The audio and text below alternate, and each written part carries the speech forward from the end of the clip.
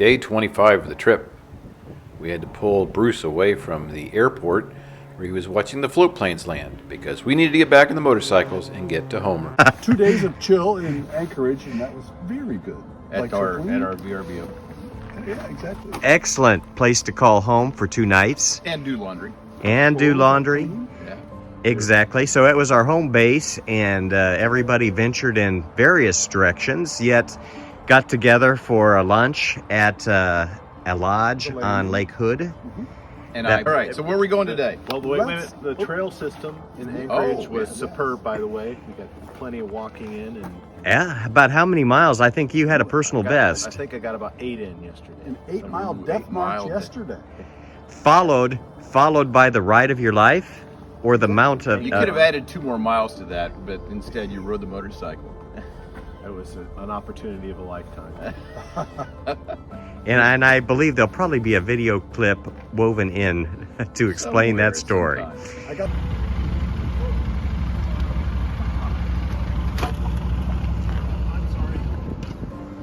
First one for sure.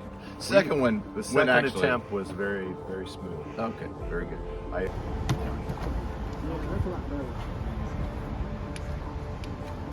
All right, Tam, that when she's on the back, it is a lot lighter load than Brad is on the back. all right. I got to meet Phil from MotoQuest, which it was right up there with Lisa the Gold Digger. Right. I mean, Phil and Lisa in the same trip. Now, background on Phil, he wrote the book Yep, that we are following on this big Alaskan adventure. absolutely. Phil from MotoQuest. He now has a worldwide cycle touring company, Yes. and we got to chat. Excellent. Excellent.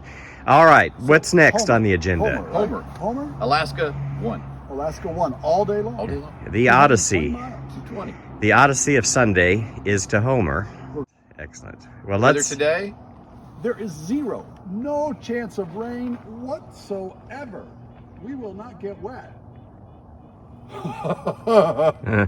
Yes. Whoa. All right, let's hit the road. So off we rode south out of Anchorage on Sewards Pass. It's a road named after William Seward, the man who actually bought Alaska from Russia. And as you head south, it goes along this waterway that's called Turnagain Arm. The water is subject to tides. It happened to be low tide as we rode out of town. And all along the road there was a nice railroad. We saw many trains go past us. And about halfway down there was a beautiful ski village right off the main drag. We stopped at one point just to take in the breathtaking reflection and views of the mountains on the Turnagain Arm waterway from the road. Pretty soon after that, we had headed down the Kenai peninsula and we were headed into Homer. So we headed into Homer. You can see still mountains off in the distance, but now we were kind of nearing the end of the road. It was kind of a seaport in a way. There were lots of little village huts, and there were RVs everywhere parked. The population had tripled just to the number of RVs alone in this little community. We kept going to the very end, where in fact it was Land's End. And if you're at Land's End, well, you know, it's time for a picture. The best part of the picture is that there was a line of people to take pictures. So somebody took our picture, we took somebody else's picture, and we kept handing it off all the way down.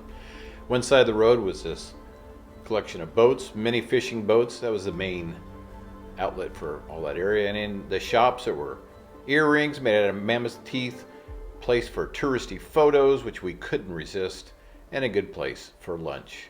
And that was the time for lunch. We checked into our hotel for the night, and it was time to let the drone go up and fly for a little bit. So many nights it had either been rainy or too windy, or we just didn't have time. But tonight we did. So up it went. We walked from our rooms down to, there was a beach access. The beach was very rocky and very rough, but it was interesting. People were having small campfires down on the beach. It was very nice. It's a nice, lovely walk down to the beach. So it was a good time to let the drone fly, and get a better look and a better view of the bay as we sat on the edge of Homer to see the sights. Homer would prove to be a turning point. In a way, it was time to turn and start heading home. The next day, we were to get on the boat and head south to go down back towards home. It was still many days left in the journey, but it definitely was a point where we were, in a way, leaving Alaska and leaving some of this beautiful scenery we had spent the last week or so in. It was a wonderful time, beautiful mountains. We knew we'd still see some mountains, and in fact the cruise would still touch parts of Alaska until it finally got us back to Washington.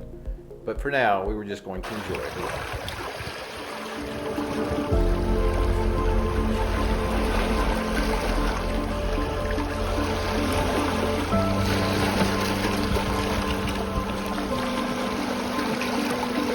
Greetings Monday morning in Homer, Alaska.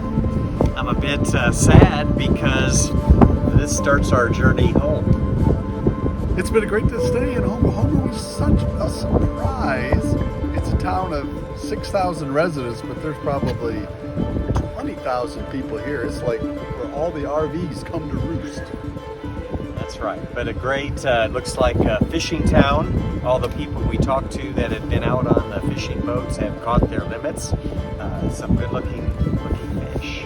We had some good halibut. Bruce had some Clams. fresh clams right out of the bay. Yes. Bob, I can't make the promise today. In fact, my promise today is We'll find a boat. We will ride in the rain. I think there'll be rain, and then by 11 o'clock tonight, we should be tucked on a boat and heading south. We're going to start our float home to Dillingham. Our destination point to get on the boat is Whittier. 3.5 hours north, a gentle 3.5 hour north ride. We're going to maybe hit Anchor Point along the way. The westernmost paved road in the U.S. and we're Continental. in the Continental, and we're going to ride. With some Captain Hook lore. Oh yeah, Anchor Cook, Point. not That's Hook. where Captain Cook lost his anchor. We're going to try to find it for a short minute. If we can't, we'll just take a picture. Because we'll be wet already. We will be wet. We could dive in and pull that sucker out. Wait. 1, 2, 3, ride! In just a few short miles, we indeed found ourselves at Anchor Point. And then we looked at this park that was off into the ocean, and we noticed this boat coming in at full speed, and we thought, what is he doing? And then we looked and saw that a tractor had backed a trailer down onto the shore, and that boat hit that trailer at almost full speed. The tractor hit its gear, and the wheels were spinning, and the boat was still running its engine at full speed, and out they came from the water. They're both pushing. No boat ramp, just back that sucker into the His ocean, wheels are spinning. right on the shoreline. We sat there for a few minutes and watched him pull 4 boats back to back out of the ocean this way. Obviously, they've done this before, and they know what they're doing. It was kind of amazing to us. We just live around small ponds every once in a while, or maybe a lake. The next stop, Whittier, and sure enough, as promised, it rained. We were later told Whittier is kind of in a little mini rainforest kind of environment. We always had heard of this famous tunnel going into Whittier. As we crossed this little tunnel, I thought, is this it? No, that was not the tunnel. This was the tunnel. You had to pay a toll, you had to wait. You could only go across once an hour. Why is that? Well, it's actually not a car tunnel, it's a train tunnel. And they take turns every hour letting cars drive down the train tracks through the 2.5 mile long tunnel.